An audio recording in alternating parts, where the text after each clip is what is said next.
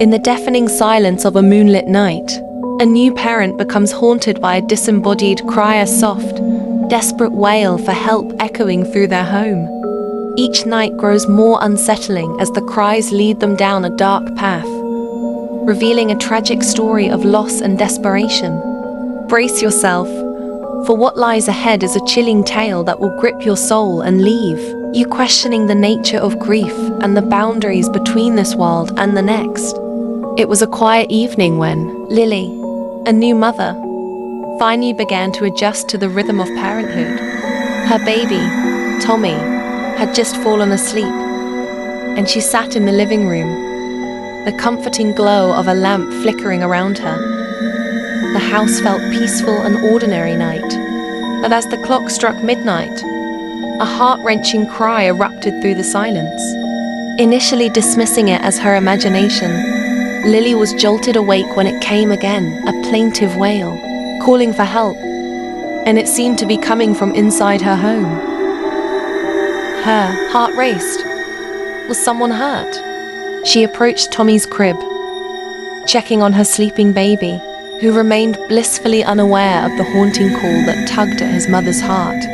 The cry drifted through the dark hallway again, this time louder, more desperate. It resonated from upstairs. Mustering her courage, she crept toward the sound, each step heavier than the last, as the weird sensation of being watched grew with every echo that filled the air. She made her way upstairs, the old wooden floor creaking under her feet. As she reached the landing, the cries intensified. "Help! Please, help me!" It sounded like a child's voice, desperate and forlorn, with a sense of dread creeping up her spine. She glanced into each room, the guest room, the bathroom, but found nothing. Yet the voice beckoned her, pulling her to the end of the corridor where the old attic door stood ajar. She hesitated. The darkness beyond seemed to breathe, absorbing the light from the hallway. "This is crazy," she whispered, hugging herself. But she couldn't turn away from the child's plea any longer. Steeling herself, she pushed the creaking door open and climbed the rickety stairs, the cries growing louder with every step. The attic was choked with dust and clutter, forgotten relics of a time long past. Then, she noticed something in the corner, an old doll, weathered but eerily anthropomorphic, lying alone, its eyes surprisingly vibrant against the decay of its surroundings. As she edged closer, the cries faded into an eerie silence. Suddenly, the air grew heavy. Shadows twisted ominously around her. "What do you want?" Lily gasped, fear creeping into her voice. "Help me find her," came a skeletal reply, soft yet sorrowful. The doll seemed to tremble in her hand, and for a moment, she glimpsed a child's face, furrowed with sorrow and longing. "Who?" she asked, her breath shallow. "My sister, she's lost, please." The urgency filled the room, making her heart race. Lily's maternal instinct kicked in. She couldn't turn away now. "Tell me what happened," she urged, trying to keep her voice steady. "She didn't mean to leave," the voice whined. "Please, help bring her back." Lily felt an overwhelming ache in her heart, resonating with this lost entity. Through whispered memories woven from threads of sorrow, she discovered the story of the children who once lived in this house. A pair of sisters bound by love, torn apart by tragedy. One had vanished, swallowed by darkness, while the other lingered, trapped in grief. Clutching the doll like a lifeline, Lily felt the urge to seek out the sister. "Where do I find her?" she asked, resolve hardening. "Follow the light." "The light?" The voice trailed off, leaving her in silence. With a flicker of purpose ignited in her chest, Lily hurried downstairs, heart pounding. The house seemed to shift, shadows elongating and twisting. A soft glow beckoned her from the basement, She hesitated for a moment before plunging into the darkness below. As she reached the basement, she found an old, rusted lantern hanging from the ceiling, casting a warm glow across the room. Beneath it were forgotten toys, dusty but draped in divine light. Then she saw an ethereal figure of a girl, flickering like a candle in the breeze. The girl looked towards Lily, eyes filled with longing. "You found me," she whispered. "I've been waiting." The gravity of moments settled into Lily's bones. "I'm here to help. Why are you stuck?" The girl pointed towards the far corner of the basement where a faded quilt lay half buried in debris. Underneath, "She's there. Please." With trembling hands, Lily moved towards the quilt, her heart racing as she realized this was the sister the other girl had spoken of. As she pulled the quilt aside, a chill swept through the room, as if the past took a breath. Beneath lay a small, dusty box.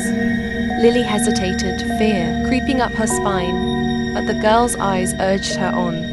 She slowly opened the box, revealing yellowed letters tied together with a fraying ribbon.